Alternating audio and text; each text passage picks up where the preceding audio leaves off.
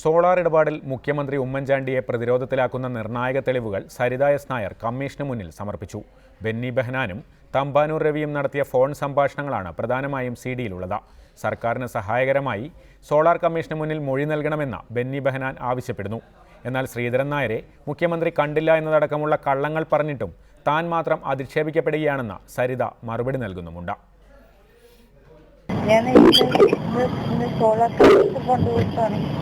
അതിനകത്ത്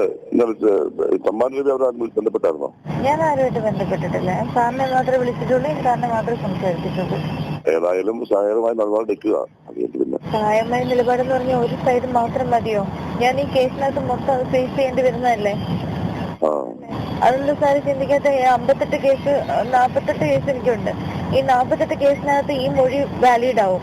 അതില് പറഞ്ഞത് ഞങ്ങളെല്ലാവരും കഴിഞ്ഞിട്ടവിടെ ഉണ്ടല്ലോ, 9-ാമത്തോടെ വേണ്ടതുണ്ടല്ലോ. ഇതിനകത്ത് അവസാനം ലാസ്റ്റ് എനിക്ക് ഞാൻ മാത്രം ഉത്തരം പറയേണ്ട ഒരു സിറ്റുവേഷനിലോട്ട് അതൊന്നും ഉണ്ടാവത്തില്ല. അത് ഉണ്ടാകത്തില്ലെന്ന് ഞാൻ ഈ എന്ത് കണ്ട് ഞാൻ വിശ്വസിക്കണം? ഓരോരുത്തരുടെ അടുത്ത് എന്തെല്ലാം വാഗ്ദാനം പറഞ്ഞിട്ട് മാറി നിൽക്കുന്നത്. സാറ് എന്നെ ആലോചിച്ച് നോക്ക്. അവരുദ്ദേശിക്കുന്നത്, പത്രക്കാരും സമൂഹം ഉദ്ദേശിക്കുന്നതൊന്നും ഞാൻ പറഞ്ഞില്ലെങ്കിൽ ഞാൻ മാത്രം ചീത്തയാവുന്ന സിറ്റുവേഷനാണ്. ഇതൊന്നും നടക്കാൻ പോകുന്നില്ല. എനിക്ക് നന്നായിട്ട് വ്യക്തമായിട്ട് എനിക്കെല്ലാം മനസ്സിലായി വരുന്നുണ്ട്.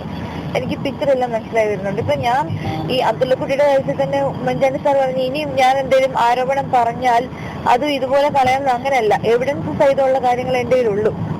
ശ്രീധരൻ നായരെ കണ്ടില്ല എന്നുള്ള കേസ് തന്നെ ശ്രീധരൻ നായരെ കണ്ടില്ല എന്നാണ് ഞാൻ മൊഴി പറയേണ്ടത് അല്ലേ? യഥാർത്ഥത്തിൽ എന്താണെന്ന് സാറിന് അറിയാലോ. എന്റെ തെളിവുണ്ട് അതിന്റെ. അപ്പൊ പിന്നെ ഞാൻ എന്റെ തെളിവുണ്ട് സാറേ. എന്റെ വീഡിയോ ഇവർ തമ്മിൽ സംസാരിക്കുന്നതിന് ഞാൻ അന്ന് പോയപ്പോ ഞാൻ അതിന്റെ രീതിക്ക് എടുത്തതല്ല. ഒരു ഇൻവെസ്റ്റർ വന്നപ്പം സാറിന് കാണാമെന്ന് പറഞ്ഞു, സാർ അതിനെപ്പറ്റി സംസാരിക്കാമെന്ന് പറഞ്ഞു. അതുകൊണ്ട് ഞാൻ ഇവിടെ വിളിച്ചോണ്ടിരുന്നപ്പോ സാറ് സംസാരിക്കുന്നത് ഞാൻ ആ ഒരു ക്യൂരിയോസിറ്റിയുടെ മണ്ടയ്ക്ക് എടുത്തതല്ല. അല്ലാതെ ഇങ്ങനൊരു ഫ്യൂച്ചറിൽ ഇങ്ങനൊരു വിഷയം വരുമെന്ന് പറഞ്ഞ് എടുത്തതല്ലത്. എന്നിട്ടും ഒരുമാതിരി ഞാൻ മാത്രം എല്ലാത്തിനകത്തും നിന്നു ഞാൻ എല്ലാത്തിനകത്തും ഉത്തരം പറയാന്ന് പറഞ്ഞുകൊണ്ടിരുന്ന സാറ് തന്നെ ആലോചിക്ക്. എന്റെ സിറ്റുവേഷൻ സാറ് തന്നെ ആലോചിക്കും. എനിക്ക് 2 കൊച്ചു പിള്ളേരുണ്ട്. പൈസ പറഞ്ഞു പലരും പൈസ കൊണ്ടുപോയി. ഞാൻ എങ്ങനെ ഇന്ന് ജീവിക്കുന്നതെന്ന് സാർ അന്വേഷിക്കുന്നുണ്ടോ? ആരും അതൊന്നും അന്വേഷിക്കുന്നില്ല. എന്നിട്ട് പറഞ്ഞു ഗവൺമെന്റിനെ സഹായിക്കും.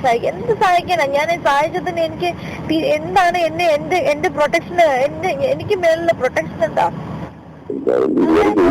ഡിവൈഎഫ്ഐക്കാരും കമ്മ്യൂണിസ്റ്റുകാരും കൂടെ കുതിര കയറുന്ന ഒരു സിറ്റുവേഷനിലോട്ട് എന്നെ കൊണ്ട് എത്തിക്കാന്നല്ലാതെ ഇതുകൊണ്ട് എനിക്ക് എന്ത് ലാഭം ഉള്ളത്? ഞാൻ പൈസയുടെ കാര്യമൊന്നും ഞാൻ ചോദിച്ചില്ല. എനിക്ക് എന്താണ് എന്നെ ഇന്നലെ തന്നെ ഒരു ചെറിയ ഇൻസിഡന്റിൽ അബ്ദുള്ളക്കുട്ടിയുടെ കാര്യത്തിൽ പോലും സപ്പോർട്ട് ഞാൻ കണ്ടു. ഒന്നും മിണ്ടാതിരിക്കാന്നായിരുന്നല്ലോ അല്ലേ? എന്നെ കുറച്ചൊരു ചീത്തയാക്കിയിട്ട് ഒന്നും നേടാനില്ലായിരുന്നല്ലോ.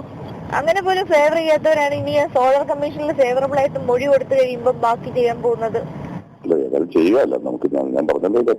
അബ്ദുള്ളക്കുട്ടിയുടെ FIR അത് റദ്ദാക്കാൻ ഞാൻ പോകണോ അതോ ഇത് കണ്ടിന്യൂ ചെയ്യണോന്ന് കൂടെ സാറൊന്ന് അന്വേഷിച്ചിട്ട് പറയണം.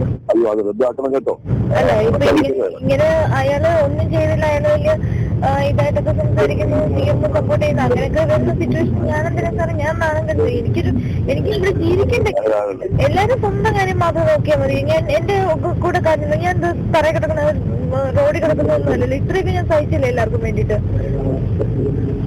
ചുമ്മാ എന്നെ അങ്ങനെ വിഷമിപ്പിക്കരുതെന്ന് പറയണം. എനിക്ക് അങ്ങനെ ബുദ്ധിമുട്ടാണ്. ഇന്ന് വൈകുന്നേരം അറിയണം. 10 മണിക്ക് എനിക്ക് മൊഴി കൊടുക്കാനുള്ള പ്രിപ്പയർ ചെയ്യാൻ സമയം വേണം.